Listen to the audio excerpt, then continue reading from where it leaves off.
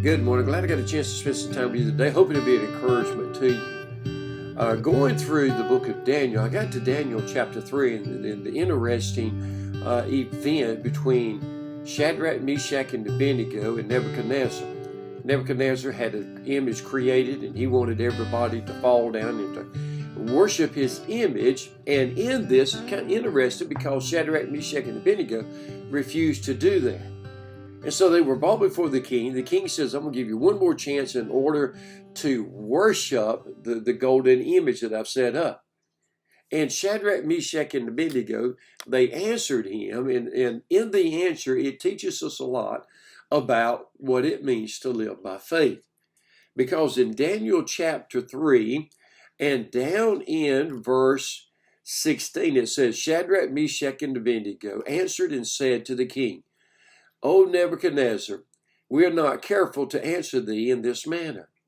If it be so, our God whom we serve is able to deliver us from the burning fiery furnace, and he will deliver us out of thy hand, O king. But if not, be it known unto thee, O king, that we will not serve thy gods, nor worship the golden image which thou hast set up. The interesting part about this is the fact that when they answered the king, they said, we want you to understand we're not going to worship because it is against what God has told us to do, that we are not to worship anything else other than the Lord. And so we're not going to do it. And what in their statement, they said, if we die in the fiery furnace, that was God's will. If he delivers us, that's God's will. We're going to leave it up to the Lord.